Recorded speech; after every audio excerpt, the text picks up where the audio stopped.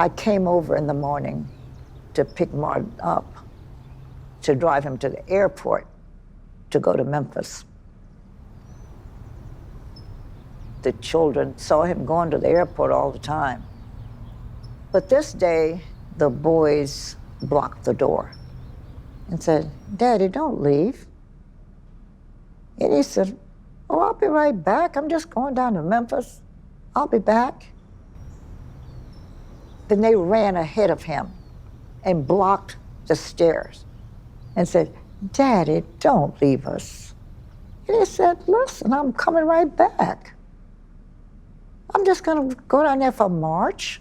You know, I explained why I'm going. These people have been mistreated in Memphis, and I'm going to do something about it. That's my work, and you know that." They ran over to my car, and then they jumped on the hood of the car, pleading again through the window, "Daddy, please don't go. Daddy, please don't leave us. Daddy, please." Such pleading. We backed out of the driveway and got on the way. And he said, "What in the world happened to these kids? They must be trying to tell me that they're missing me more. And when I come back, I've got to change my habits. I can't go through this."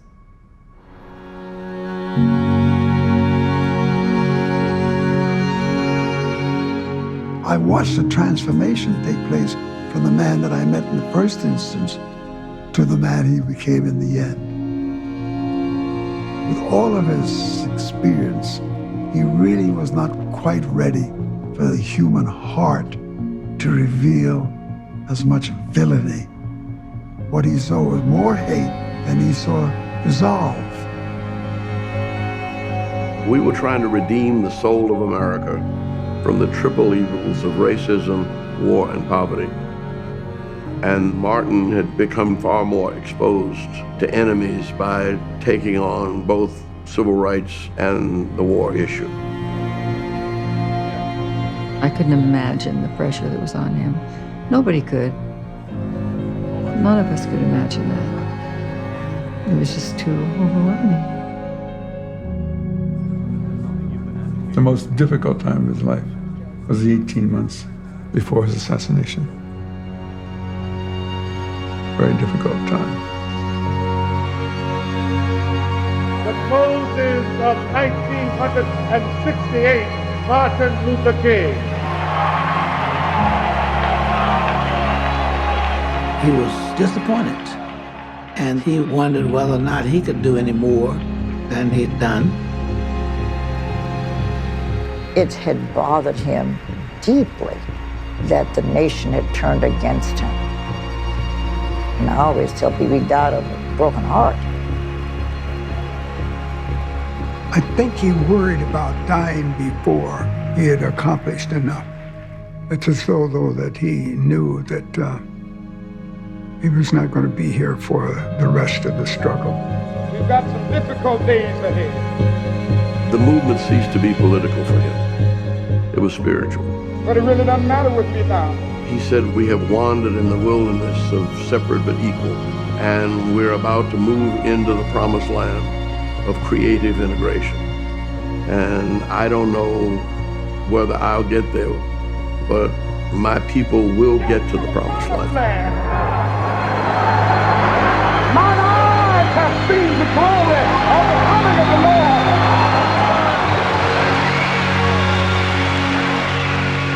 I'm 86. And you know, there's an African proverb that says, if the surviving lions don't tell their stories, the hunters will get all the credit. I tell the story of Martin Luther King as I knew it. I lived it. I value all of what they gave me now that I can remember. I'm not just telling stories. I'm not making a speech. I'm telling you what happened.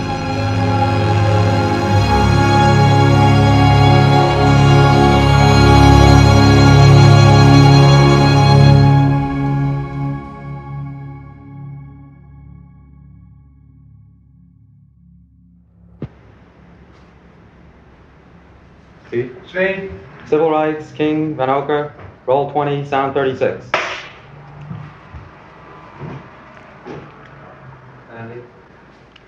Dr. King, this church is as good a place as any to go back over your commitment to the civil rights movement. When you went to Montgomery, Alabama and started the bus boycotts there, what was the philosophy of the civil rights movement as you saw it then, more than 10 years ago?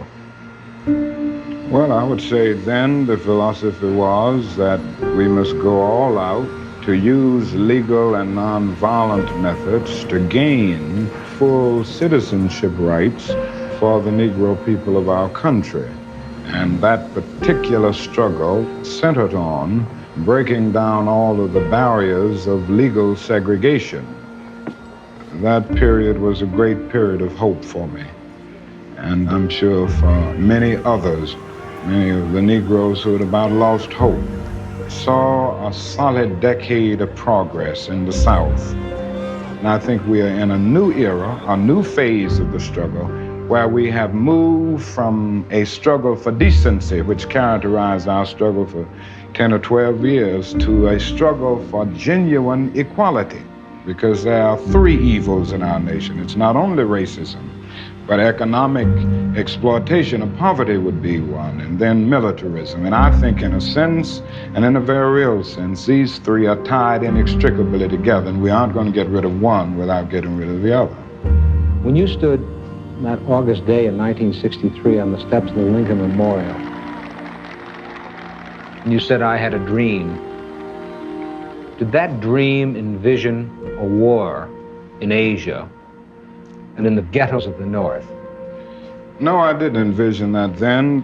In 1963, to be in the March on Washington, it meant a great deal. It was a high moment, a great watershed moment. But I must confess that that dream that I had that day has at many points turned into a nightmare.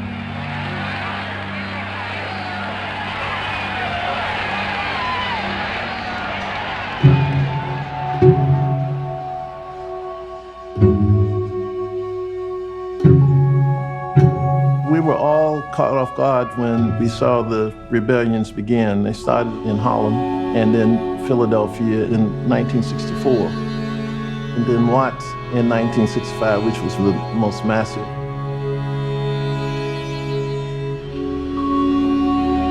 Martin called me early in the morning saying that there's a riot in Watts. We've got to go to Los Angeles.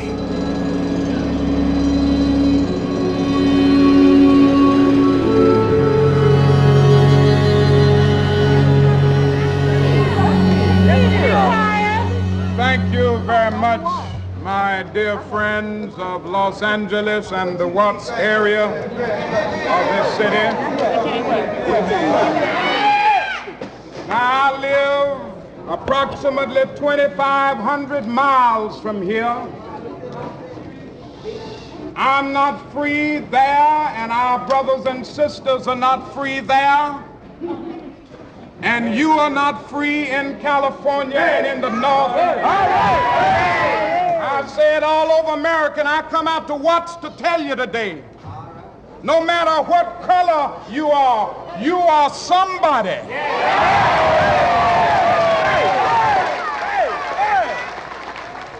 And all over the United States of America, the Negro must join hands, and we must work.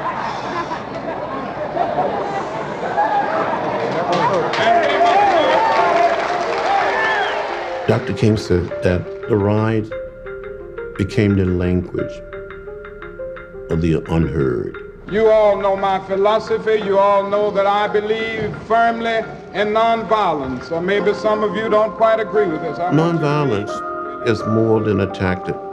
It is one of those immutable principles that you cannot deviate from if you're going to be able to redeem the soul of America. The issues in Watts and in the North were far more complex than black and white as they had been in the South. He was dealing with racism, but he was dealing with racism that was complicated by unemployment, and unprepared migrants moving from the south to the north. And I realized we were in a different movement. What we saw it as a lot of people who were suffering from the same kind of poverty, the same kind of absence of employment opportunities, and police brutality were in the urban areas, and they responded with whatever weapons they could find. The president during the riots was just depressed. About a week before, Johnson had signed the Voting Rights Act. Tells me this is the most important piece of legislation I'll pass, even more important than the '64 Civil Rights Act. He's virtually carried out of the room on shoulders. And then we start the massive rioting in Watts. So he tells me, call Dr. King. Hello? Yes, Dr. King. Yes, well, we have been in a difficult situation here. How do you see it? Well, I'll tell you, Mr. President, I've talked with people in the Watts area. I'm fearful that if something isn't done to give a new sense of hope to people in that area, that a full-scale race war can be going to be. I spent the biggest part of my life for the last 4 years on civil rights bills, but all of it comes to naught if you have a situation like war in the world or a situation in Los Angeles. Yeah. All of this was happening about the same time that the war in Vietnam heated up. And the president was in the midst of a very heavy burden, both with war and domestically. And I want peace as much as you do, and more so, because I'm a fellow that had to wake up this morning with 50 Marines killed. But these folks, they all got the impression, too, that you're against me in Vietnam. I've said this, Mr. President, and I am concerned about peace. Dr. King made the decision in '65 that he had to be against the war. We went to meet with Ambassador Goldberg at the United Nations, and Goldberg pretty much agreed with us that the war in Vietnam was not in anybody's interest. But the press said that he had no business having an opinion about foreign affairs. He was a civil rights leader, see? And it hurt him. He said to me, Vivian, you don't think I know what I'm talking about, do you? But he knew how he felt about the war. Also, I think Martin knew that he had to be a part of the North sooner or later.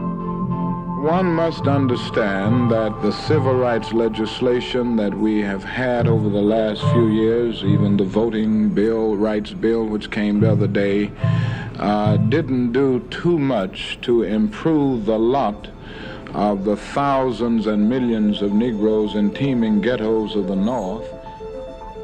I opposed SCLC moving north because we weren't finished in the South. We needed to continue political education, and we needed to work on building an economic base. Martin could sit there for an hour, listen to us argue about, no, let's go here, let's go there, let's teach this, let's do whatever. But he would teach a lot by asking questions. A sudden quiet would come over the room because he wanted to make people think about what they wanted. Martin could be very quiet and have all the power in the room. Martin had decided that we had to prove that nonviolence was relevant in the North, that we had to find a way to get into these northern cities before the riots occurred. And so we went north to Chicago.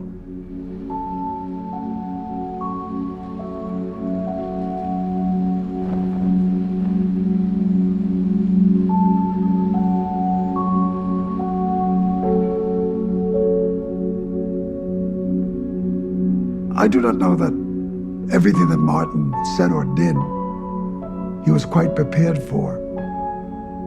He had felt that in many ways, dealing with the South was a more predictable outcome because in the North, the racial hypocrisy was very subverted.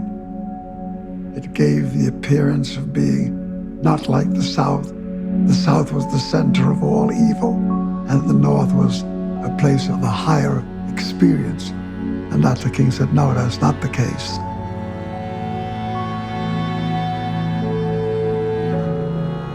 We moved into an apartment on 16th and Hamlin.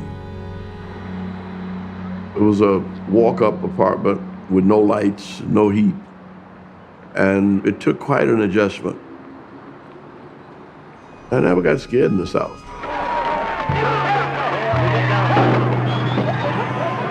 I knew the dangers. And I was prepared to get killed in the South. But I wasn't ready to, to have a junkie stick a knife in me in the middle of the night, coming into that apartment for maybe $15 or $20 that I had in my pocket. That first night was a very cold night, and I got really worried that there weren't going to be enough blankets. So we went and got the blankets and went over to see Dr. King in his apartment. And as we were sitting there, the doorbell rang, and there was a young man there. The first thing he said when he came in the door was, "Are you really Martin Luther King?" They had a very lovely conversation, with Dr. King really saying, "We want you to join the movement." And pretty soon later, there was another knock on the door, and there was like a whole train of them going down the stairs. And those young men came back a number of times to see Dr. King. People in the community, they would just hang around, wait for him to come downstairs, so they could see him. But he would invite them in, sit down and talk to people. They didn't think he was the kind of person they could talk to. Then it made them feel, well, honestly, that they were worthwhile as well. Martin understood that if you ran with folk, you could organize folk. Remember, we've spent all of our lives being hated in one form or the other. But when we see somebody who really cares for people, period, right? That person is worth knowing. The first week we moved in, the temperature dropped to about 16 degrees below zero. And people came to us to complain that they had no heat. And to find babies wrapped in newspaper, we had to start firing the furnaces. So we got all the money we could, and we got enough coal to get all of the furnaces to work. We call the movement in Chicago the movement to end slums. And it plunged us into several issues. One was the area of poor housing. The other was the area of quality education and also unemployment. I feel like we know more about our problem than Dr. King because we live here. What would you suggest that he do, Reverend Mitchell? I would suggest when they come down to our city, you should get the hell out of here. So the first time we ran into stiff black resistance. We'd never met that in Montgomery, Birmingham, or Selma before. That was different. A lot of the ministers were part of the patronage system. Mayor Daley's patronage system was one where people's jobs were handed out based on the number of votes that they could produce. They called it the Daley machine. Martin had anxiety because, as he put it, we don't want to flunk. We don't want to fail in our projects. We met regularly with Mayor Daley, and we disagreed because we were challenging the way Chicago was structured. I think we're beginning to crystallize some of the problems and understand what we might do to begin to make some changes. Does it mean demonstrations too, possibly? Yes, it would mean demonstrations, but I think just when it would mean demonstrations, we wouldn't be able to say. At the same time, we were still being pulled back to the South, and James Meredith decided to have a march in Mississippi.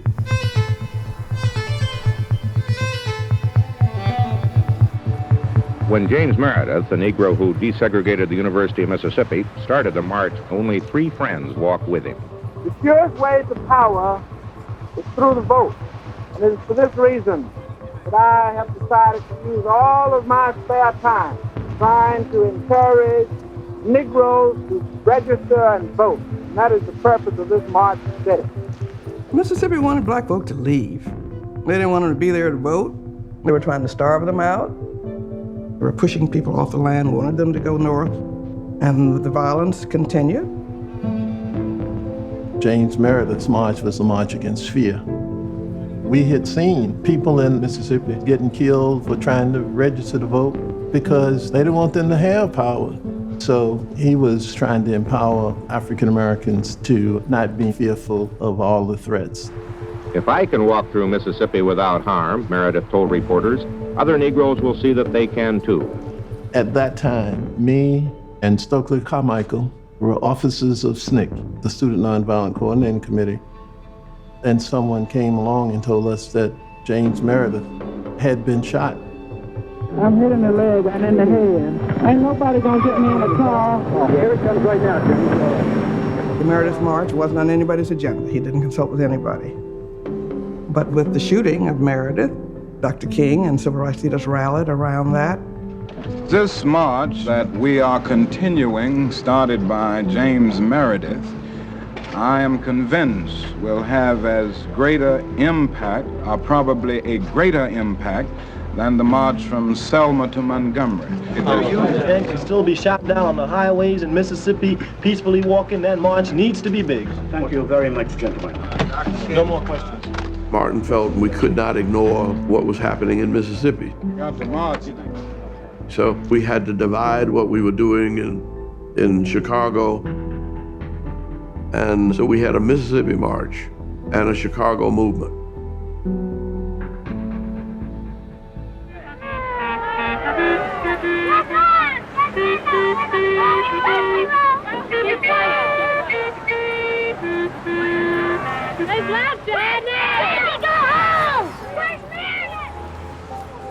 From the moment that the civil rights leaders rushed in to continue James Meredith's march, there's been a struggle to see whose philosophy would guide the steps. The philosophical struggle deepened as the march column moved deeper into Mississippi. The voice of Stokely Carmichael, young leader of the Student Nonviolent Coordinating Committee, spoke louder and louder. At Greenwood, he sounded the march's new rallying call. It's time we stand up and take over. We want black power. We want black power. We want black power. We want black power. In SNCC, we saw a changing movement tactically. Our focus was on empowering communities, We don't have to be ashamed of it. not only politically, but in terms of culture and identity. What do you want? That's what we gonna get. What they were basically saying is that black people needed to appreciate black. And it wasn't a color, it was a culture. When I was growing up, to call a person of color black was considered derogatory. Those were fighting words. But there was a term that was used as well during that period, white power. Stokely Carmichael gets control of the Student Nonviolent Coordinating Committee, and he purges the organization of all white people. He said, you go back and work in your community. We want to have total control. It rippled throughout the movement. I will never forget Dr. King's face when Black Power first began to emerge. He looked like the most stricken man. We must never forget, there are some white people in the United States just as determined to see us free as we are to be free ourselves. We were taught that there were good people and bad people, and we never viewed this as black against white. We're taught that racism was a sickness, and you don't get mad with sick people. They just don't know any better. They've been taught that they are better than you. What do you mean when you shout black power to these people back here? I mean that they are oppressed because they are black, and their rallying cry must be black power, so that they can use that to ensure justice for themselves. Martin's very uncomfortable, but he knows that he has to be there to support the courage of Stokely Carmichael without supporting the message or the form of the message. Dr. King was not opposed to power, but to elevate so-called black power over white power would break that which he was seeking to build, the coalition among white and black people. I feel that while believing firmly that power is necessary, that it would be difficult for me to use the phrase black power because of the connotative meaning that it has for many people and the feeling that this may represent a desire to rise from a position of disadvantage to one of advantage, thereby subverting justice. On the other hand, some of the people on the march were intimidated by the whole effort of black power. They must ask themselves why they are afraid of the word black and why they're afraid of the phrase black power. And as long as we were talking about nonviolence and all that kind of thing, everybody felt comfortable. Do you think they're really afraid of it or just feel that it's not a good thing? Anytime when we talk about black people having power, the assumption is that black people want to be violent against white people. Mr. Carmichael, are you as committed to the nonviolent approach as Dr. King is? No, I'm not. Why aren't you? Well, I just don't see it as a way of life. I never have. I grew up in the slums of New York, and I learned there that the only way that one survived was to use his fists. I realized when Stokely became chairman of SNCC, he had a different approach. And for me, it's always been a tactic and never a way of life. He believed in self-defense. Could you comment on that, Dr. King? The Negro has an opportunity to inject morality in the veins of our civilization, and for this reason, I will continue to preach nonviolence. I will continue. Martin was an amazingly tolerant, understanding father figure for all of us. He understood Stokely's frustrations, and he never took it personally. I think Dr. King never forgot that we were all on the same side. He didn't have any enemies. What I remember was the listening, the patience. He was always there. To say I don't go there, but I want to really understand why you go there.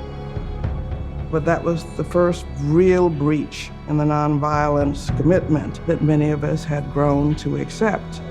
I'm sick and tired of violence. I'm tired of shooting. I'm tired of hate. I'm tired of selfishness. I'm tired of evil. I'm not going to use violence, no matter who says it. I had not, before meeting Dr. King, ever taken the option of violence off the table. We are a minority living in the belly of the beast. When Dr. King stepped in, he methodically would look at violence and challenge those who would seek the gun as the solution. Because morally, you cannot defeat the enemy by becoming the enemy. But Stokely really believed that in the long run, the gun was going to have to be the answer. And we begged the president, we begged the federal government. That's all we've been doing. I accused Stokely of being just an angry, frustrated young man. It's time we stand up and take over. Every courthouse in Mississippi ought to be burned down tomorrow to get rid of the dirt. Anger eats away at your own soul, and it hurts you. Everybody has a right to be angry. Everybody has a right to be frustrated. But if you give in to your anger and your frustrations, you're gonna lose.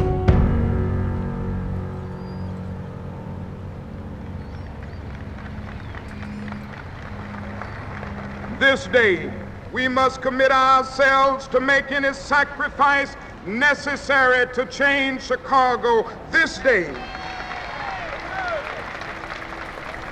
That summer of '66 did feel like a very turbulent time. We must avoid the error of building a distrust with all white people. There was some question about whether it was appropriate for white people to stay working with the movement. And I remember one of my black friends saying to me, "We need to know we can do this ourselves." And in the middle of all that was the rising of the Vietnam War. Many of the staff who were very strongly opposed to the war were trying to get Dr. King to speak out against it. Martin was now being pulled back into the war issue by the student left. And so you had almost three things coming together in Chicago, pulling the same leadership in different directions. This day, we must decide that our votes will determine who will be the mayor of Chicago next year. Mayor Daley was very upset about what was going on here. And he was in touch with Lyndon Johnson and said, get this Martin Luther King off my back. How are you, my friend? Oh, good. How are you, Mr. President? What shape have you got King in? Is he about ready to get out? Well, I don't think so. I think we've gone a long way with a good doctor, Mr. President. He's not your friend. He's against Vietnam. He's a goddamn faker. Do you think that you got in pretty good shape in Chicago? Well, as good as they can be. The area that the movement insisted on getting into was open housing. What is the makeup of the community here? What would be the reaction of the community to a Negro family moving in? Oh, I don't think they'd like it. They're very clannish in a way.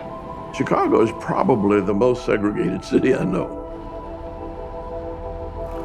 It's not only segregated black and white, but the Irish, the Italians, the Polish, the Jewish community, almost everybody lives in its own enclave in Chicago. And so we started marching into those ethnic neighborhoods.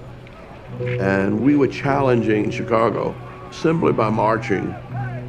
I moved out of a neighborhood that was colored. Everybody that lives as a colored has to move. Why? Because you're not safe walking the streets at night. You cannot leave the house. Negroes have a right to move in under the Constitution. The only thing is, what kind of a Negro? Our marches were to the real estate offices because the real estate agents control the movement of people. They're the ones who were managing this discrimination. Every time Negroes went in, the real estate agent said, "Oh, I'm sorry, we don't have anything listed." And then we sent some of our fine white staff members into those same real estate offices, and the minute the white persons got in, they opened the book. "Oh yes, well, we have several things. Now, what exactly do you want?" Something is going to happen as a result of this, and I'm not losing faith. I still have faith in the future. Communist! Communist! Communist! Move it back! Move it back! Move it back! I remember marching through Gage Park. And the difference in the South, you had maybe a couple of hundred at most of the riffraff, the Klan. But in Chicago, it was 10,000. I mean, everybody came out. Get out of here! I live in here! Get out of here! I live here! That fucking nigger don't live here! I remember coming on those marches prepared for anything.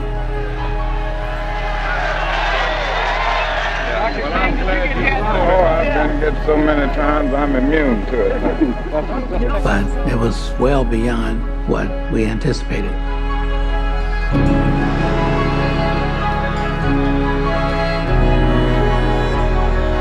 Dr. King, the superintendent of police of Chicago, said that your civil rights tactics have aroused hatred among Chicago white residents and are hampering the Negro's progress. There is no doubt about the fact that there are many latent hostilities existing within certain white groups in the North. And these latent hostilities have come out in the open, and I don't think you can blame the civil rights movement for that. Certainly no one would blame a physician for using his instruments and his know-how to reveal to a patient that he has cancer. Now, we have only revealed in Chicago that there is a blatant social hate-filled cancer. And what we are trying to get rid of is hate. Nonviolence had the power to pull the worst fever out of them and show our moral strength. They had the stick we had the bow. I remember this one young lady came up to Dr. King just spitting in his face, calling him all kinds of names. And he said, you know, you're much too beautiful to be so mean. What are we supposed to do? Why don't you go home and act like adult people? And when we came back through there, she came out of the crowd again and went up to him and said, I'm sorry. I never should have been so rude. The nonviolent approach is radical. Radical enough to believe that under the worst conditions, there's hope. It's radical enough to believe that people who display some of the most insensitive kind of attitudes can be changed. The ultimate goal is to win your opponents over. So you had to psychologically disarm them. You confront your opponent, and you look your opponent in the eye so they will not see you as a target, but as a human being. So you are forcing your humanity on them.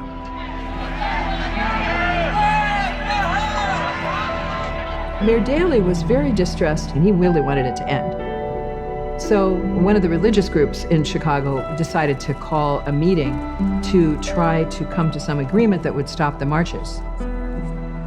Through the democratic process of discussion around the conference table, an agreement has been reached unanimously, and I think all of Chicago will be indebted to them. Thank you very much.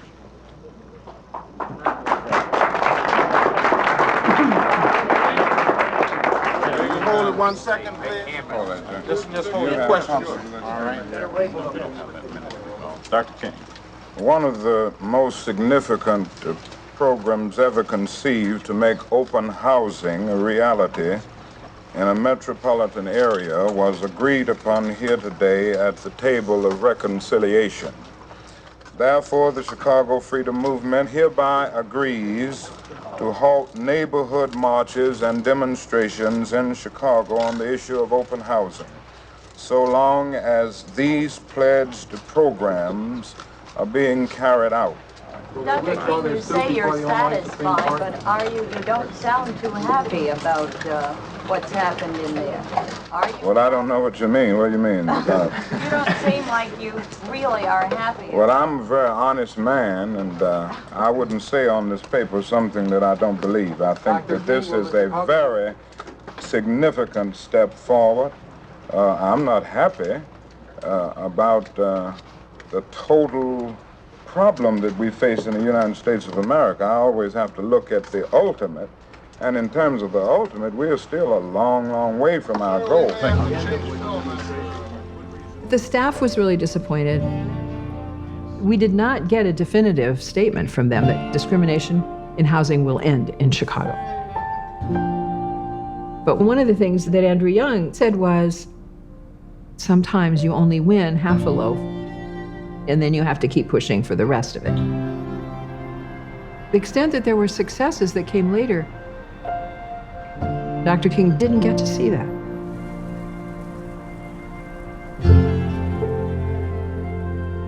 Up to the moment of his death, I think that Dr. King referred to the experiences in Chicago more regularly than almost any other experience. I think Chicago was a huge awakening for him. He saw that the movement now is reflective more of the truth of what America was about than just what he had experienced in the South. Martin said to me, Clarence, I've seen some hate-filled eyes and mobs in Mississippi and Alabama.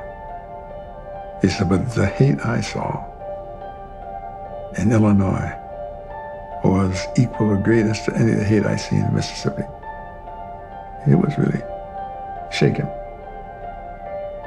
When we left Chicago, I remember his bouts with conscience.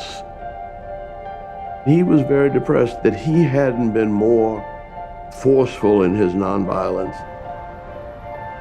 I will continue to work against violence and riots with all my might, that it is just as important to work passionately and unrelentingly to get rid of the conditions that bring violence into being. Do I sense that it is your feeling that the civil rights movement, as a movement, has entered a sort of a different stage? I said, wait a minute, you're doing better than anybody else is doing. There's no reason for you to feel guilty, but he always felt he was not doing enough. It was easier to integrate public facilities. It was easier to gain the right to vote because it didn't cost the nation anything. And the fact is that we're dealing with issues now that will call for something of a restructuring of the architecture of American society. It's going to cost the nation something. As much as he did, he always blamed himself for not doing enough. He was a kind of workaholic where he was never content. He was driven by a kind of a need for perfection. And he was always feeling that he wasn't doing his best. I think because of his feeling that somehow he wasn't good enough to be the leader. Those were periods when he was really just physically exhausted.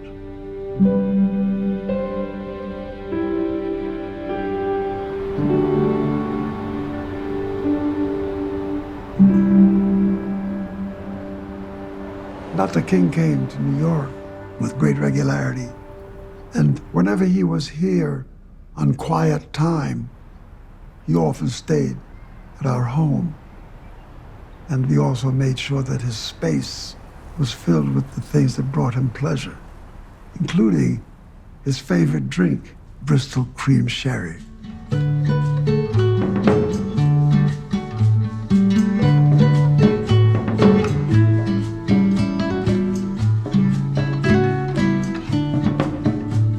I think one of the things that attracted him to my environment was that here I was, a very prominent Black American. And my wife then was a young woman named Julie Robinson, who was white, and that she and I were married and brought children into the world. And at no point was her presence in my life ever obscured. And Dr. King watched the environment around me accept that and treated us with a lot of kindness and respect. In Martin's earlier life, in his youth, as a student, his first real love was a white woman. He adored this young lady and was deeply pained when the wrath of Daddy King and everybody else came down on him when he suggested that he wanted a relationship with this young lady. It betrayed everything that Daddy King had in mind for his son. It's rare, Doctor, that we get a chance to see you in New York. You've discovered it's a fun city? Well, I haven't quite discovered that side of New York. Right. Being a Baptist clergyman, they keep me involved in other areas. Right. Your home is actually in Atlanta. Atlanta, Georgia. Do you have a church at this time in Atlanta? Yes, I am the co-pastor of the Ebenezer Baptist Church in Atlanta, and my father is pastor, so we are working together there as a team. Both you and your father? That's right. They put up Is there any two seniority? Well, he makes it clear, sometimes consciously and sometimes unconsciously, that he is the pastor. Right. And I'm the co-pastor. Jesus was the leader in the way, for he said, I am the way, the truth, and the life. Now that gets all of it. When I met Daddy King in Atlanta, I understood the real meaning of patriarch. He was a huge force in the community as a black minister. Glory to God. Very imposing. Something wrong with your head. And when you met him, you understood that you were dealing with the power. What was also fascinating for me was the subservience that Martin reflected when talking with his father. Not just parental, but as someone whose view of where we should be going as a people held great substance for Martin. Martin really understood his father, but he understood also the difference between he and his father. So in a sense, we look into a future shrouded with impenetrable uncertainties. There was a great difference between he and his father's preaching. Martin made his points at a different level and in a different way than most other preachers did. And the reason for that is because he had this unusual education. Dr. King finished high school at 15. He finished Morehouse at 19. He finished seminary at 22, his PhD at 26. He knew the strong minds break strong chains. I think his faith in the teachings that he had studied, his constant reference to Thoreau, and I never knew of these guys, never heard of these people, till Martin came in one day, and in the midst of some rather casual moment, he would evoke what Nietzsche said and what Thoreau, and I'm sitting there saying, well, who is Nietzsche? Daddy King used to say, just get in there and talk the gospel. Stop all with this college stuff and all these highfalutin people you keep evoking. People don't know who they are. He says, yes, they do. You could wake Martin up from a nap and he could do a sermon. I remember saying to him, you will do it the church in 20 minutes. I mean, like his mother. And when he got to the church, you would think he'd been studying all night. He was a natural preacher. Everybody loved Martin as soon as they heard him. There was a desire for people to be a part of an educated ministry. The only thing that we had was Christianity. The only thing that white America allowed us to have was our churches. Martin's moments when the curtain was drawn and he was not on public display was a man who revealed his deepest concerns about his right to do what he was doing. The fact that he was touched by that calling in history disturbed him because he didn't quite understand it. He referred everything to divine intervention, to divine power. It's what God has called on me to do. And in the depth of that belief, that religious commitment, those voices that he heard really existed for him. Daddy King, I don't think, was fully approving of where the movement was going. He saw nothing but chaos.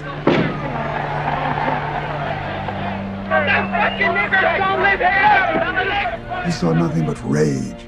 He saw these young people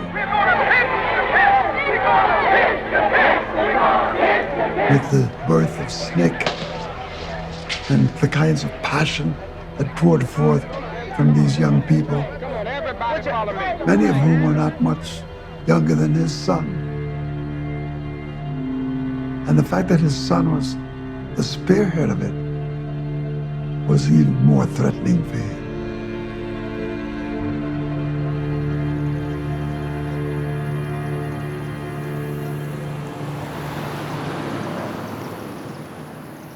Dr. King asked me and Stokely to come over and have dinner at his house, that he just wanted to talk. And so we went over to his house.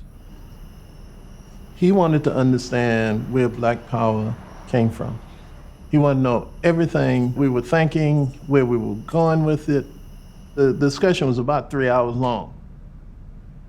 And then what we wanted to know was, as a moral icon of the movement, when was he going to make a statement against the war in Vietnam?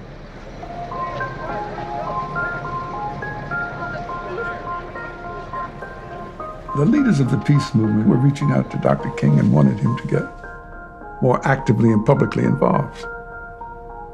But I resisted because my initial reaction was I felt that they were trying to appropriate the legitimacy they didn't have.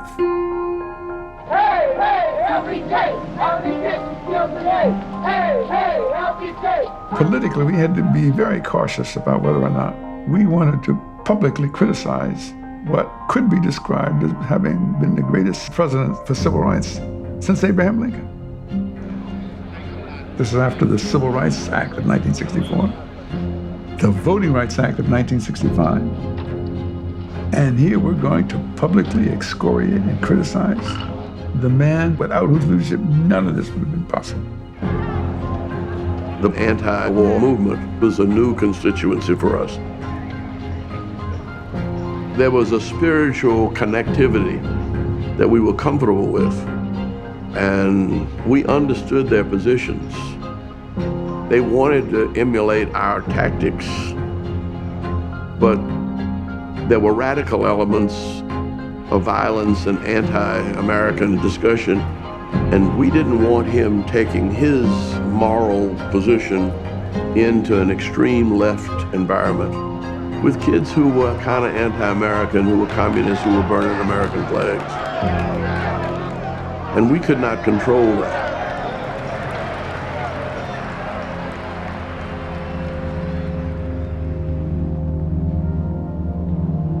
Johnson was worried because communists were on the other side on the war. And over the years, the FBI was constantly investigating King and citing one or two of his associates who they said were communists. He was afraid that the FBI would leak it, that Hoover would really get King branded as a communist, and it would build up an enormous backlash. For a long period of time, every conversation was wiretapped secretly by the FBI, and the contents of the conversations written down, transcribed verbatim, and put in files marked top secret. And a top agent of the FBI said that Martin Luther King Jr. is the most dangerous and most powerful Negro in America. In 1964, they were bugging Dr. King, and they also picked up his sexual activity. Hoover would send these memos out. The memos would be all about King's life. I mean, they were obviously designed to destroy this guy. I think J. Edgar Hoover hated, despised Dr. King. Hoover just was one of these people with an immense amount of power who abused that power. He used information improperly. He was singularly arrogant about his position. And underlying it had this feeling of superiority to people of color. And I said they should take that son of a bitch's name off the building, because he was the antithesis of what you want in a democracy.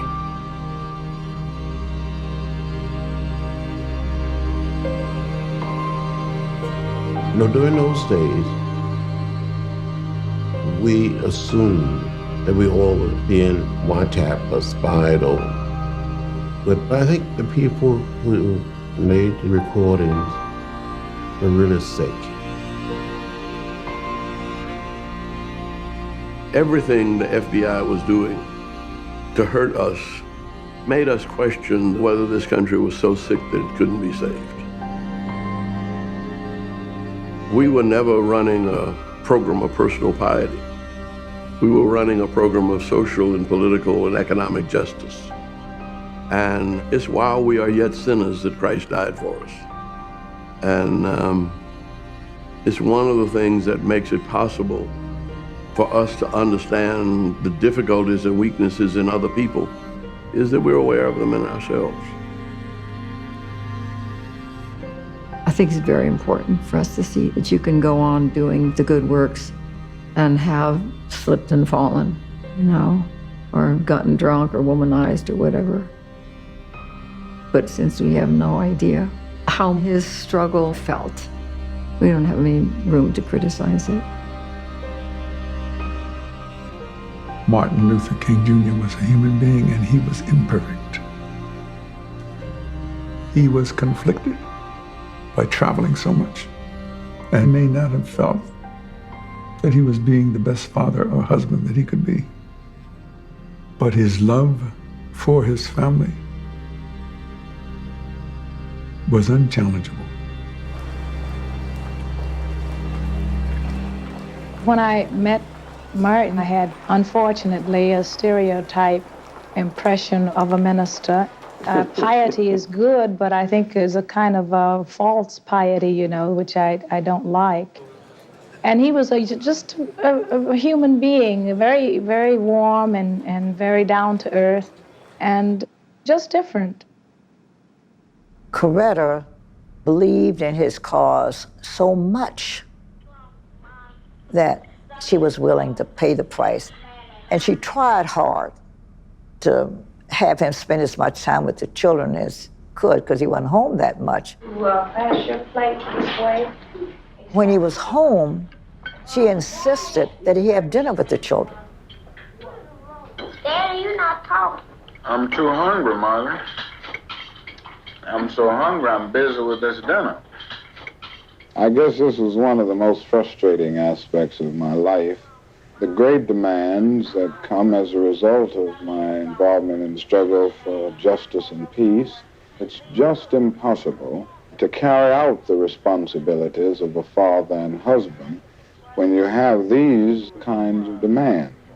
But fortunately, I have a most understanding wife. Now, this leads me to ask you, did you educate Mrs. King to become equal to you in terms of sharing this burden, or did you research her before your marriage to see that she had the potential for this? Or?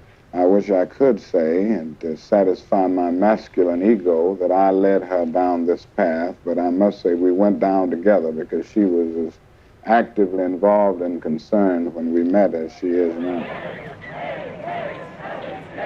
Mrs. King, are you taking part in this demonstration as an individual or as a wife? Well, I'm taking part as an individual and a wife. I'm both.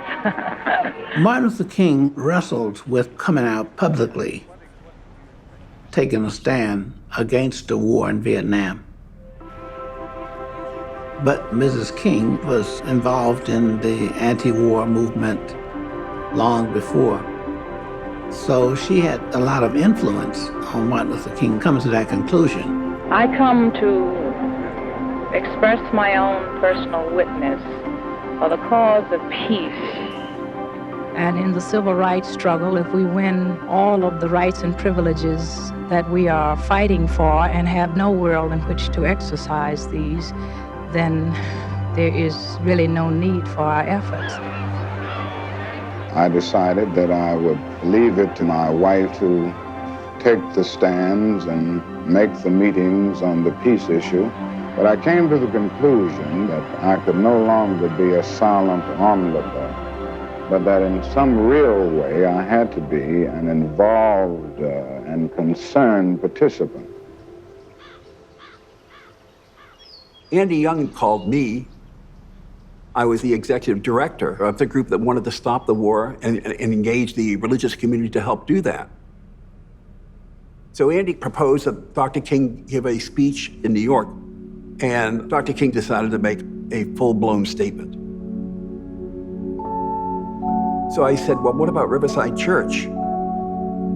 because I think place makes a big difference.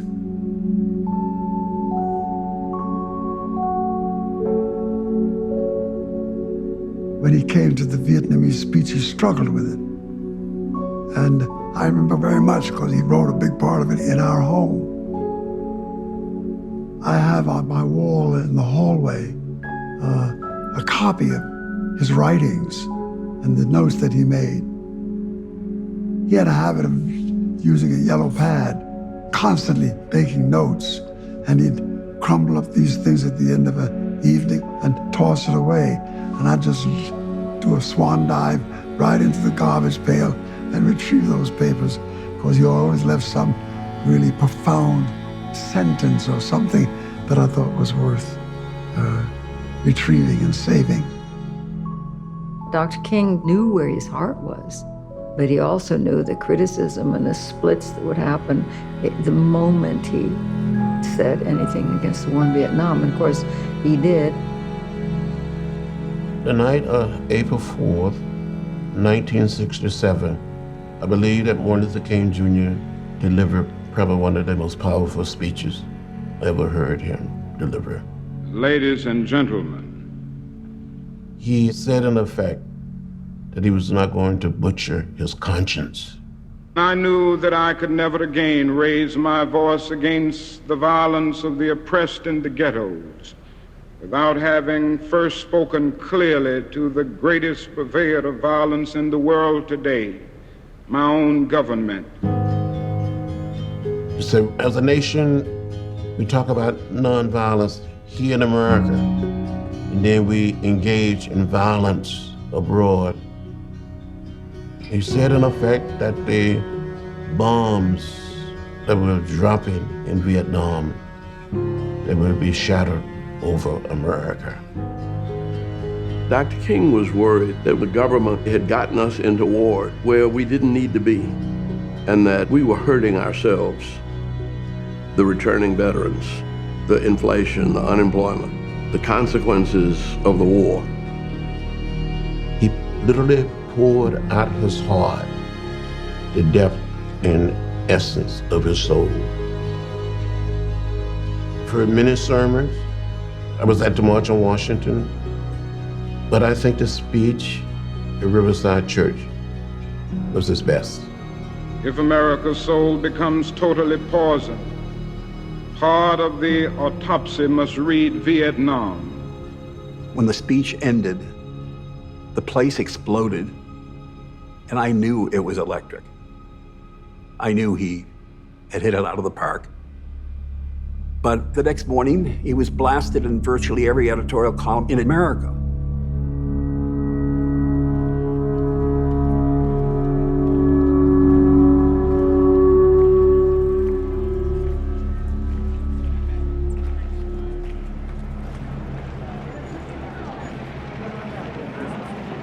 Some of us didn't want him to be that hard in the speech, but he said, I'm trapped by my own, beliefs. And I think that that was one of the things that J. Edgar Hoover used to try to turn the government completely against him. Dr. King took on our government in wartime. He was taking on angry people and misguided people in wartime.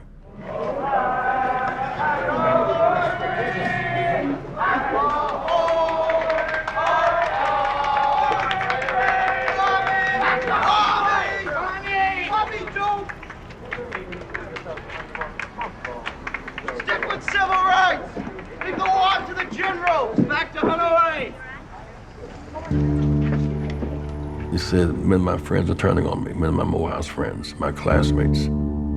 Preachers have said I can't come in their pulpits because we shouldn't be engaged in the war. He said, you expect your enemies to disagree with you.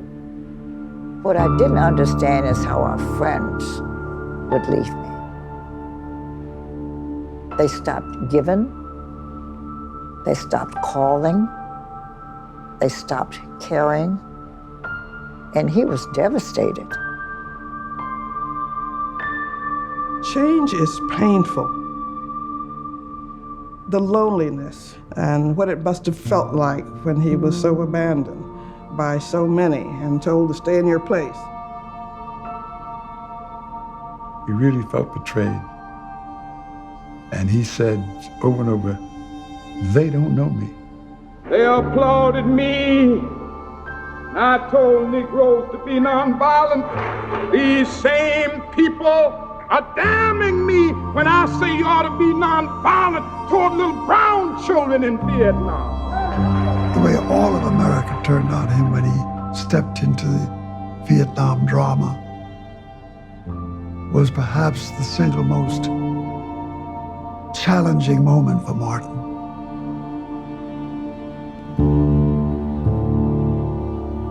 Martin went through very difficult emotional times in 1967.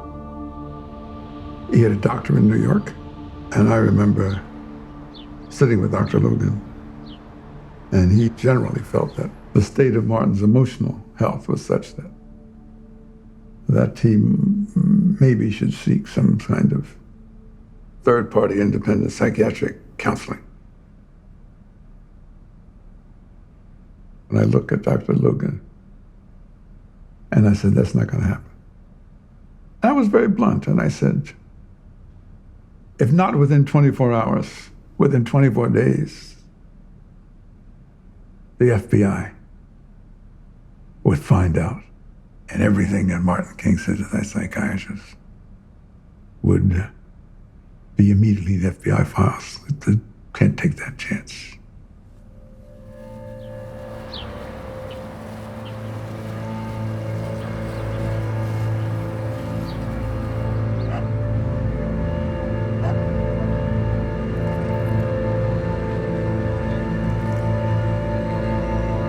This year, major Negro riots have broken out in Detroit and Newark and about 80 cities and towns all over the country.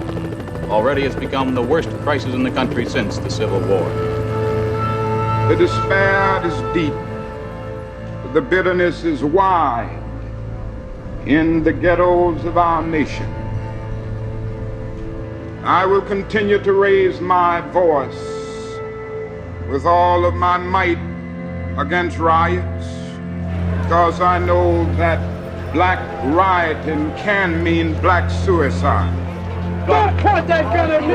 Put that hand don't point it with me! Don't put that gun at me! What must be said is that our nation's summers of riots are caused by our nation's winters of delay.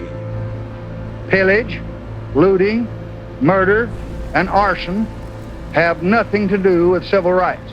We will not tolerate lawlessness. You're gonna sit in front of your television set and listen to LBJ tell you that violence never accomplishes anything, my fellow Americans.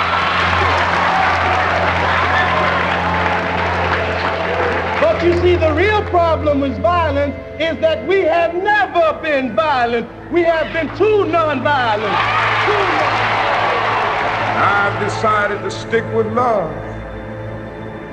And so I'm not gonna give you a motto, a preacher philosophy, burn, baby, burn. I'm gonna say, build, baby, build, organize, baby, organize.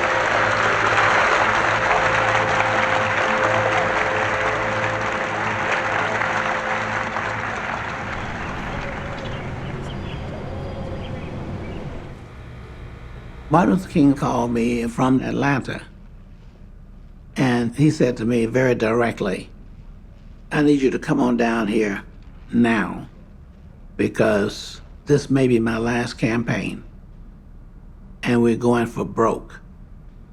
The Southern Christian Leadership Conference will lead waves of the nation's poor and disinherited to Washington, D.C. next spring. He said, let's go to Washington. We're going to Washington. If necessary, go to jail, civil disobedience, and convince this Congress to shift from war in Vietnam to war in poverty. It was Marion Edelman who came to Martin with the concept of the Poor People's Campaign. I got called to Washington to testify about poverty and what was happening in Mississippi. This is an urgent situation which must be looked into and which must be met. In the middle of it all, I asked them to come and see for themselves. And Bobby Kennedy came with them. There is starvation and men and women who can't find jobs. And it's a reflection on all of us, the fact that you have young children in the United States at the present time with the wealthiest nation in the world who are hungry, and their parents are hungry, is completely unsatisfactory. Robert Kennedy went back to Washington. I told him I was going to stop through Atlanta and see Martin, and he said, well, tell them to bring the Port of Washington. I went down to Atlanta and went to SCLC, and he was depressed. I mean, he was sitting in his office by himself, and I told him what Robert Kennedy said, he ought to bring the Port of Washington. And he lit up. He just lit up. I think he was realizing that he was running out of gas. And the attacks and the criticisms on him were getting more and more vicious. But he was really aware of the fact that we had not hardly raised the issue of poverty.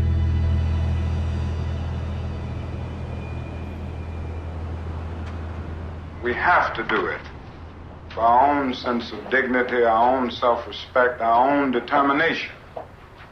But we can't do it if we don't give our all to it. Martin Luther King embraced the idea of the Poor People's Campaign, and he wanted to move ahead with it. By no means. But initially, he did not have the support of his executive staff. People felt already committed to what they were working on at that time. From our perspective as organizers, He was the pilot of the plane, but we were the ground crew.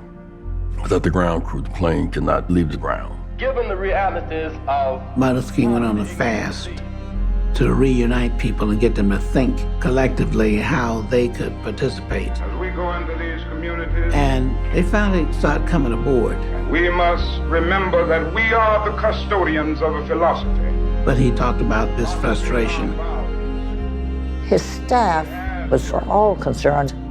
They said, you know, we haven't seen him laugh in a long time. Now, I don't know whether we're going to win or lose or draw or what we're going to bring back, but I'm not going to sit by and... So they called me and told me, think of something to do to make him laugh. And this was January 15th, which was his birthday, which ended up being his last birthday. Now, some folks celebrate Abraham Lincoln, but we're going to celebrate Martin Luther King's Day today. Don't let him out of here. Happy birthday to you. Happy birthday to you. Happy birthday, Dr. King. Happy birthday to you. We know that you really don't need much, but we thought that some things you ought to have. So we searched around, and knowing what's coming up for you, we thought you'd be strung out on a shoestring, so when you go to jail, here's some shoestring potatoes. And we and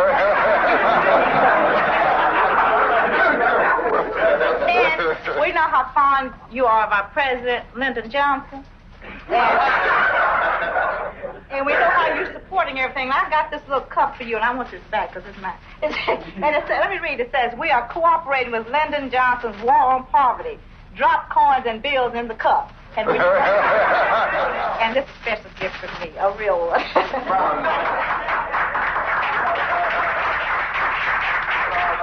I don't think anyone possessed the capacity for humor, both in receiving it and responding joyously.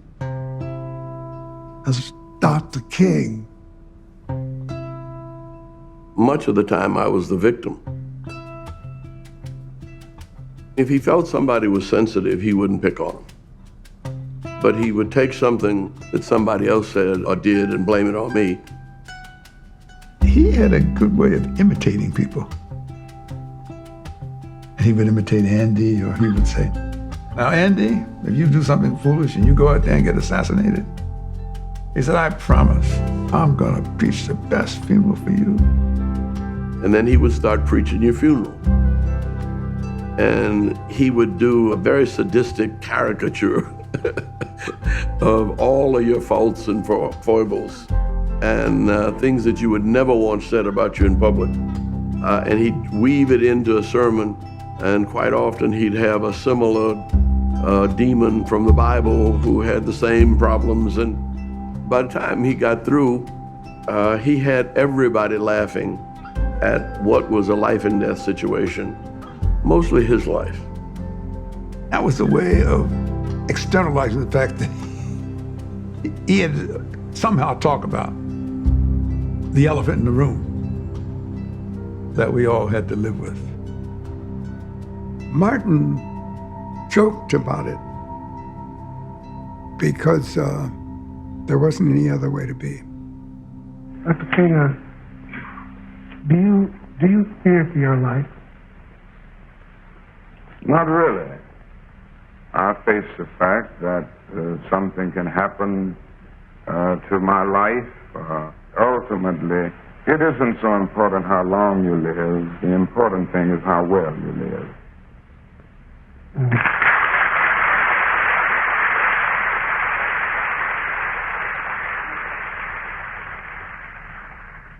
Dr. King's expression of his anxiety about this whole world in which he found himself was not unfounded.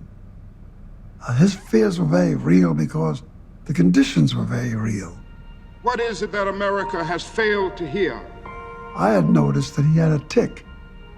He had occasion to get caught.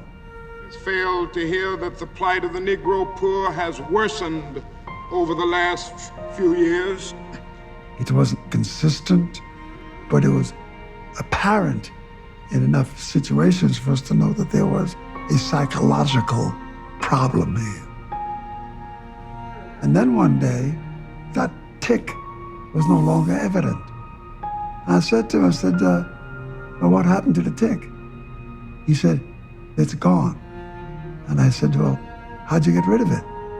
And he said, I made my peace with death. I know all of you are studying hard and you're just doing fine in school, and I'm glad to see you. We're glad to see you. Thank you very much. I think he always knew that each and everything he did could be the last thing that he did.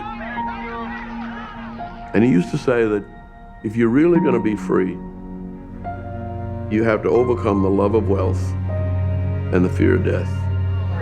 You all just took off from school, huh? He was prepared to die, but he was also determined that his death and his life would have meaning. And I think that's what he was wrestling with Vietnam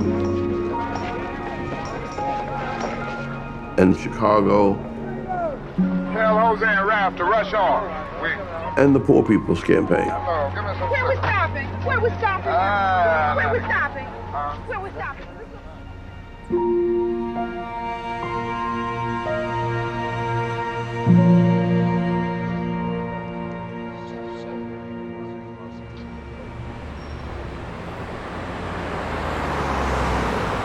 It seemed to me we can begin to build up every Sunday a big march that would, march around the Capitol someplace. We can draw. Dr. King appointed me as program administrator.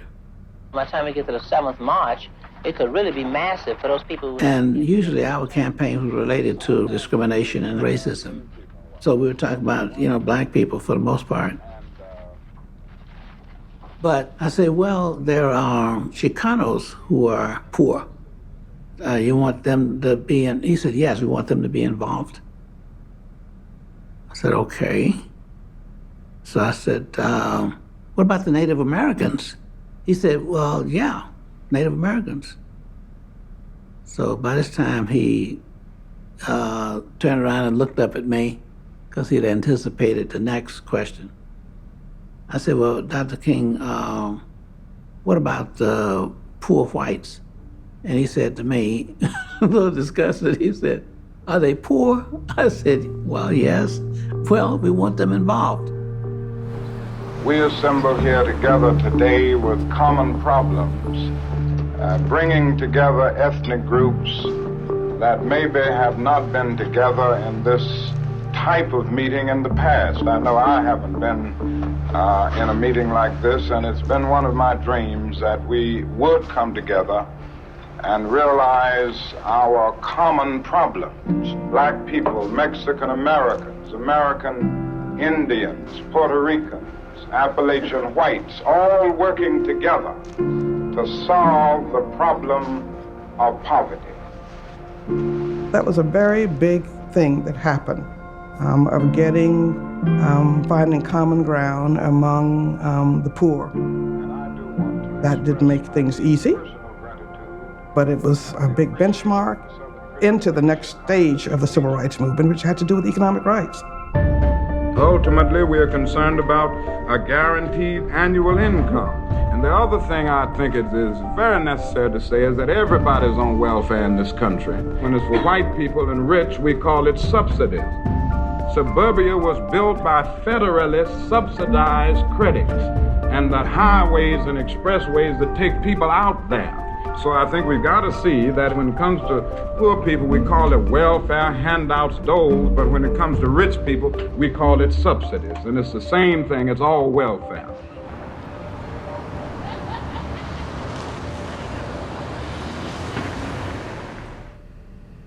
We were in a staff meeting, and Martin Luther King got this call from Memphis. On February 12th, 1,300 workers in the city sanitation department went on strike. And what began as a union matter soon became a civil rights cause. The sanitation workers were striking because the wage was so low. And they were concerned about safety. So they were trying to get some support and protection. One of the most powerful things that you see during that time is all of the garbage workers had these sandwich board signs that said, "I am a man." That was saying, we want to be treated with dignity.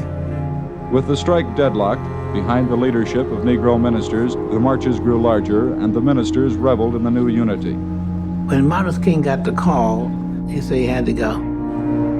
He said, "You guys stay and continue working on the Poor People's Campaign."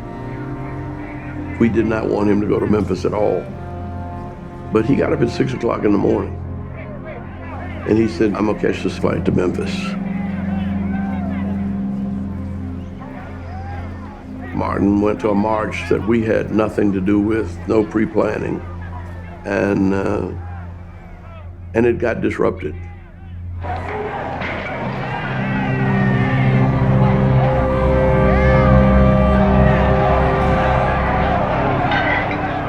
There were some young men outside of the garbage workers who took the wooden sticks that had held some of the "I am a man" signs together and used them to smash windows. When the march degenerated into a riot, abandoned by its leaders, the police, with my full sanction, took the necessary action to protect the lives and property of the citizens of Memphis.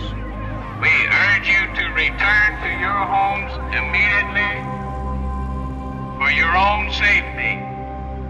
Why didn't you check out the situation in Memphis with your staff before you came in, especially since it's in the midst of a very touchy sanitation strike? Well, I would be honest enough to say that I was completely caught with a miscalculation. What steps have you taken to avert new violence in Memphis? Well, we're going to take those steps, and we're not going to stop here. We are going to have in Memphis a massive non-violent demonstration, and we're going to do it in the next few days.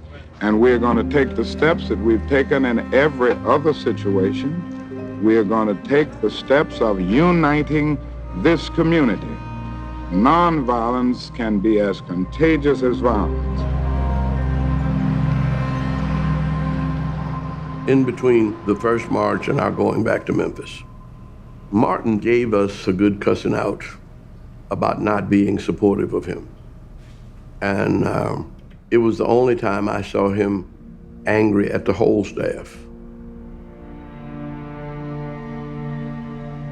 He cussed us out, got up and walked out. And we went behind him trying to reassure him, but he just went on off. Dr. King said, I feel so alone. He was frustrated. He was full of pain. And I understand that pain now. He said, I pondered, maybe I should quit now. Maybe I've done as much as I could do.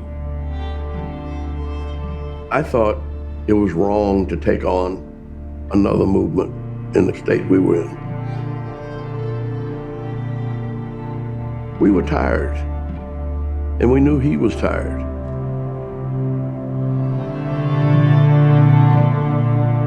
The thing I think he had dreamed about from childhood was to be able to pastor a church like Riverside Church. And they actually offered him the job as interim pastor. All of us said, look, you're entitled to a sabbatical. You've been at this for 12 years nonstop. He wouldn't even consider it. He used to say, some of us are not gonna live to be 50, so you better live good right now. It was almost as though he saw death as an escape, and that he could not escape the way we wanted him to escape.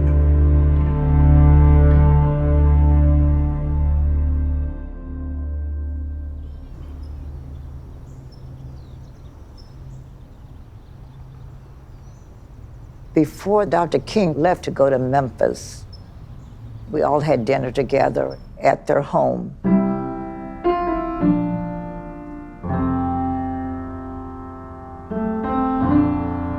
His mother was there, and we all had a wonderful, wonderful afternoon, playing the piano, singing church songs, telling jokes. He said to me, you know what, I bet you don't really know that I'm a good singer. Did you know that? He said, I'll prove it to you. So give me a B flat. I gave him a B flat, and he started singing, and man, we got the rhythm of a gospel song, and we just had such fun.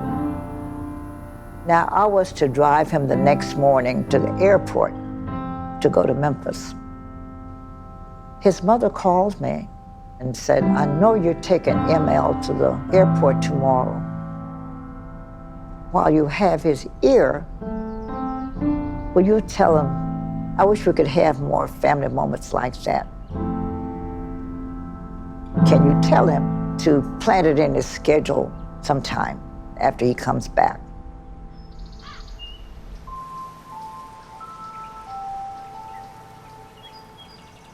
After the march that broke out in violence, we all went to Memphis for two reasons: to support the sanitation workers' march so it would be nonviolent, but also to continue our discussion of the Poor People's Campaign. That night, there was a mass meeting at Mason Temple Church, and Martin Luther King was scheduled to go and speak, but it was pouring down raining.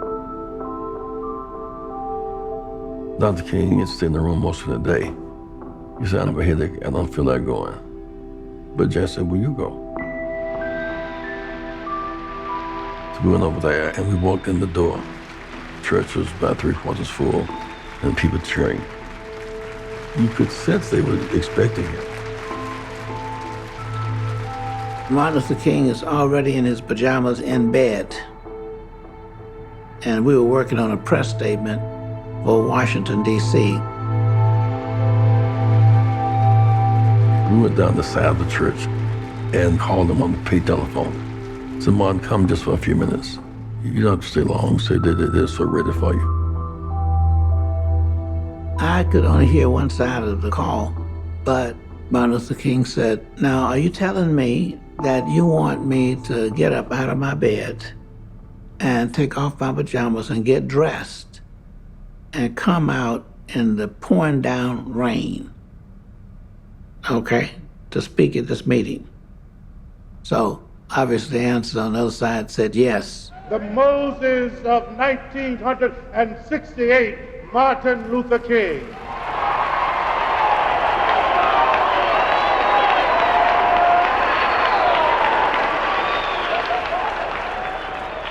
Martin came to that church thinking that he was just going to make remarks and not to give the major speech. But he got up and he gave that speech as though he knew that the end was near. So I'm happy tonight. I'm not worried about anything. I'm not fearing any man. Mine eyes have seen the glory of the coming of the Lord.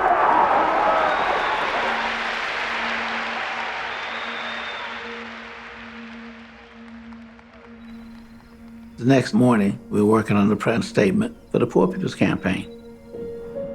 Martin Luther King said to me, "Now, Bernard, the next project we're going to work on is to institutionalize and internationalize nonviolence." I was on the witness stand most of that day. We got permission to march, and I came back to the Lorraine Motel. He was childish and giddy and cussed me out. You know, where you been?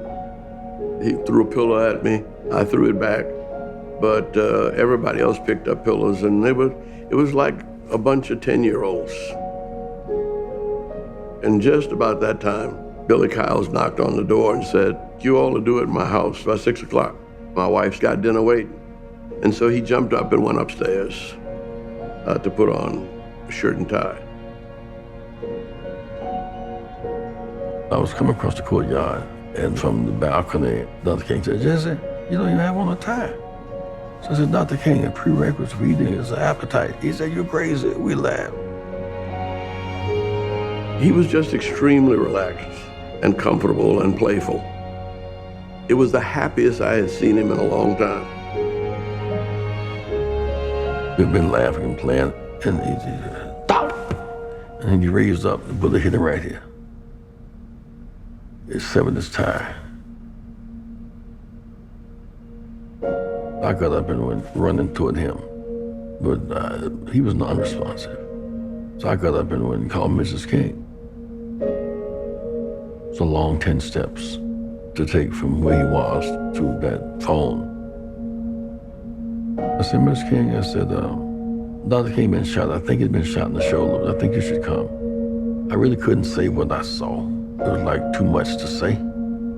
It's like, I just couldn't say that. Couldn't say that.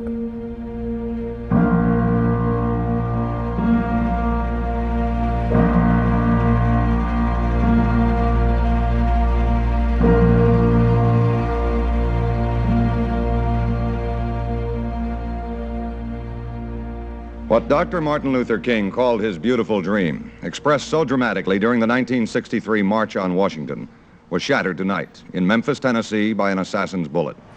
In Memphis and in New York, in Boston, Raleigh, North Carolina, there are reports of looting and other angry reactions to the killing of Dr. King.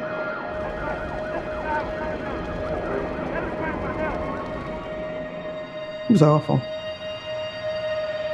My first thought was to go out and tell children not to loot and not to riot and ruin their lives. And this little boy, about 12, looked me straight in the eye and said, "Lady, what future? I ain't got no future. I ain't got nothing to lose."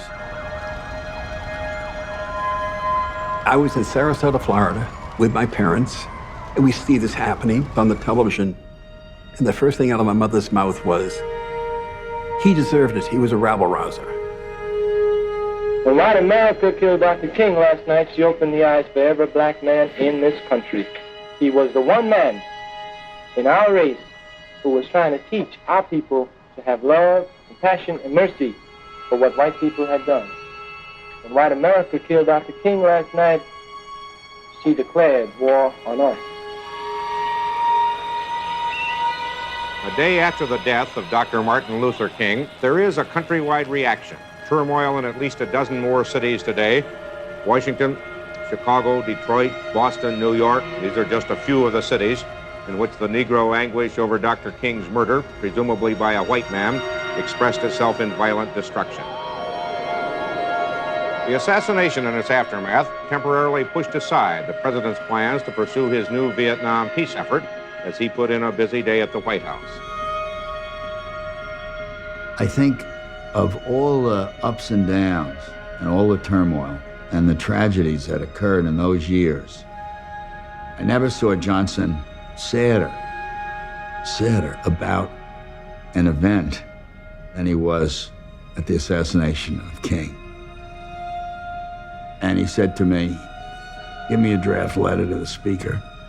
You know, we're gonna get one thing out of this awful event. We're gonna get our fair housing bill.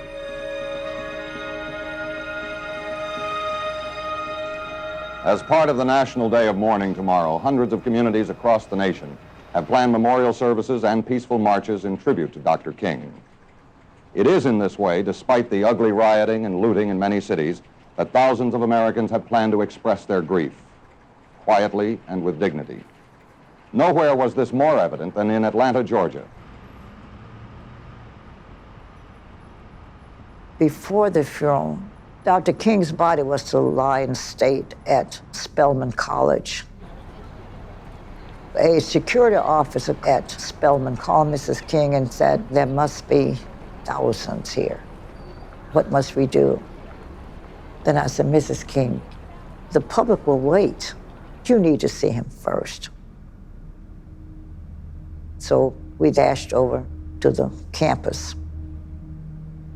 I didn't see the body till I got up close. I nearly died.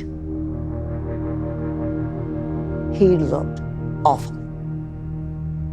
He had a big blob of clay on his face. Mrs. King was standing there in such pain. The embalmer, loudly said his jaw was blown off. This is the best I can do. And she nearly fainted. So I took out some loose powder and I dabbed a little on his face, toning it down. And Coretta smiled. It was working. And she said, open the door and let him in.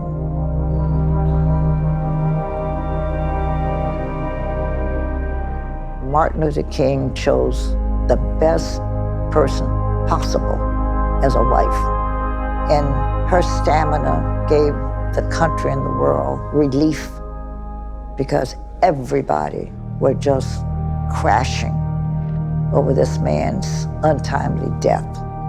A man who lived for and died for goodness now ends up like this.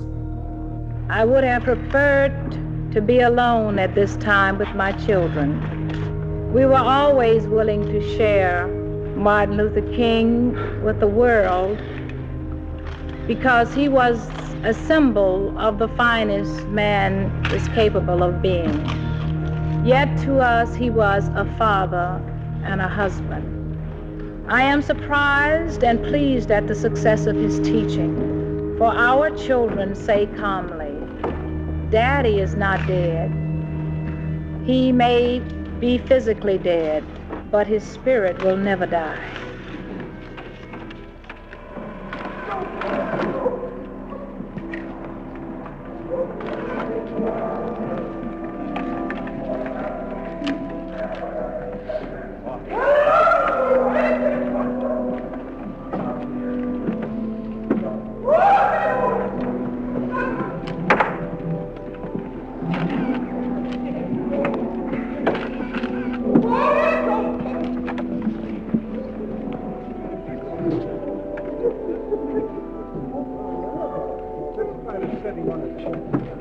Through their tears, Mama King said to me, I want you to know that when the tension of the moment, tapers a little bit, I can tell you fully how much I appreciate what you did.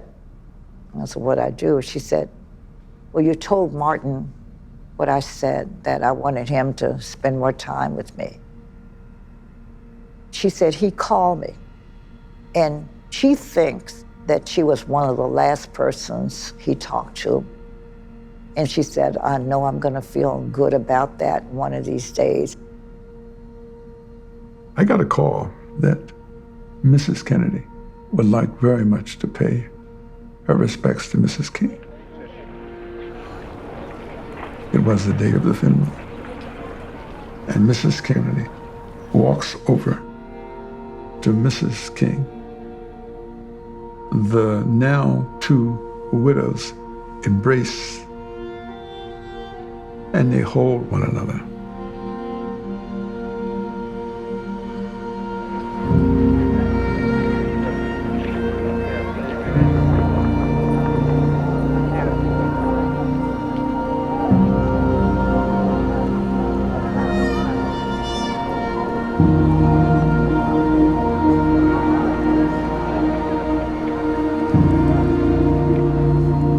I was on my way to the funeral, and I had to pass the office.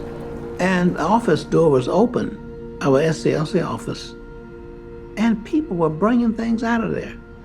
We gather here this morning in one of the darkest hours for Martin Luther King, sent forth as a Moses in the wilderness of this sick nation of ours. I went across the street over there, and sure enough, it was a test of my nonviolence. These people were taking things off the wall and off the desk and everything else.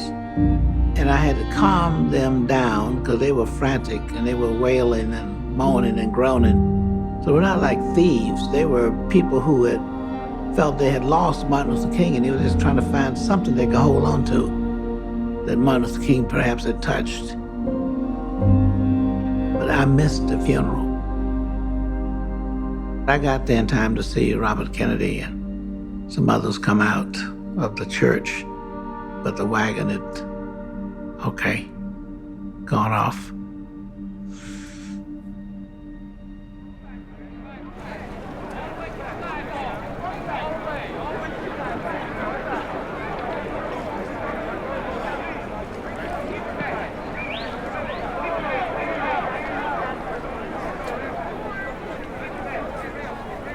There's been a lot of historical tragedies that give us time to reflect on much that has been lost to us in the cruelty of the issues of race.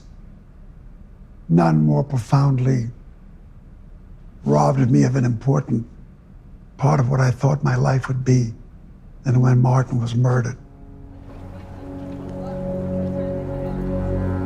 His death was not just a great loss historically, but in a deep personal sense, I lost a friend. The cemetery is too small for his spirit.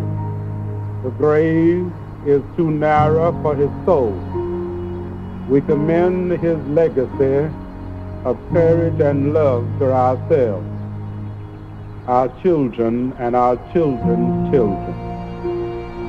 We commend his life to the universe.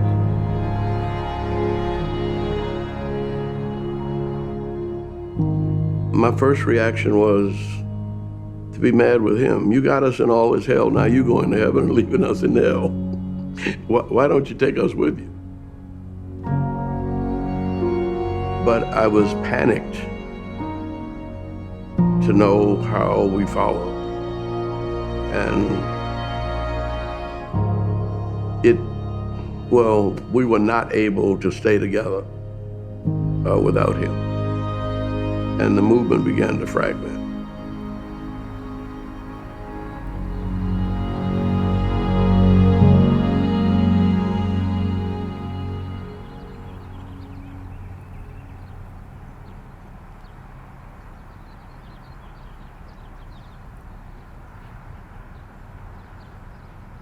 What has happened in the past has been our lives as older people.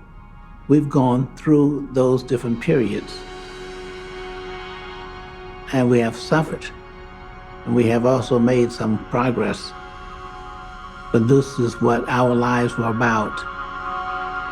The question is the next generation. Because it's not what you have gained, it's what you can maintain. Martin Luther King went to the blackboard and taught us nonviolence.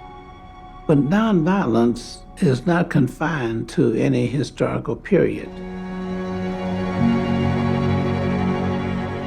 He speaks to this generation clearly, as if it's in yesterday's morning paper. His strategies, his philosophy, his worldview remain real today. He wanted a future world that was changed because of our nonviolent struggles. He wanted his life to be remembered by making the nation realize that nonviolence is what we must, in the end, have. I think people discovered only after his death that he was more radical than they actually knew.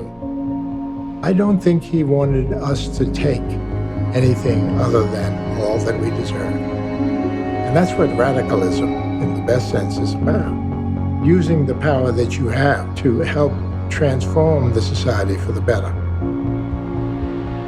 With Martin Luther King, we have the holiday and we talk about how wonderful he was. But we really should develop his work. It's our responsibility, everybody's responsibility. There are 300 million of us, and social change is the job of each of us. When you see something that is not right, not fair, not just, you have a moral obligation and a mandate to do something, to say something, to speak up, to speak out.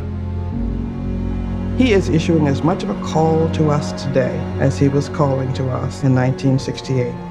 And I hope we will hear that call and finish the next phase of his movement. He talked about the importance of keep going forward. And he said, if you can't fly, you drive. If you can't drive, you run. If you can't run, you walk. If you can't walk, you crawl. But keep moving forward. 1956 until April 4th, 1968, Martin Luther King Jr. may have done more to achieve political, social, economic justice than any other person in the journey of American history. The problems we have that Martin lived for are still with us. And the complexity of good and evil in this world is going to always be with us. I don't know that anybody struggled with it any more or did any better than Martin King in my lifetime. He always said, we've come a long, long way, but we still got a long way to go. And somewhere, wherever Martin is, he's struggling beyond this place in time and space. Well, I never like to discuss Martin Luther King's influence. I'm just trying to do a job, and I think it's a job that has to be done. And I'm not trying to do it merely for myself, or merely for my children, or merely for the Negro, but for America, because I think it's true that if this problem isn't solved, the soul of our nation will be lost. And the only way to redeem the soul of America is to remove or to eradicate racism in all of its dimensions.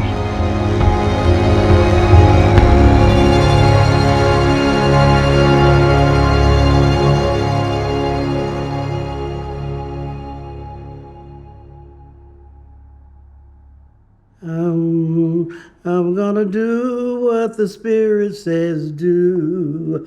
I'm gonna do what the Spirit says do. What the Spirit says do, I'm gonna do, oh Lord. Do what the Spirit says do. We used to sing, I'll go to jail if the Spirit says jail. I'll go to jail if the Spirit says jail. If the Spirit said jail, I'll go to jail, oh Lord. I'll go to jail if the Spirit said jail. I'm gonna march if the Spirit say march. I'm gonna march if the Spirit say march. If the Spirit say march, I will march, oh Lord. I'm gonna march if the Spirit say march. I'm gonna love if the Spirit say love. I'm gonna love if the Spirit say love. If the Spirit say love, I will love, oh Lord. I'm gonna the Spirit said, Lord. I'm gonna do what the Spirit said do. I'm gonna do what the Spirit said do. If the Spirit said do, I will do, oh Lord. I'm gonna do what the Spirit said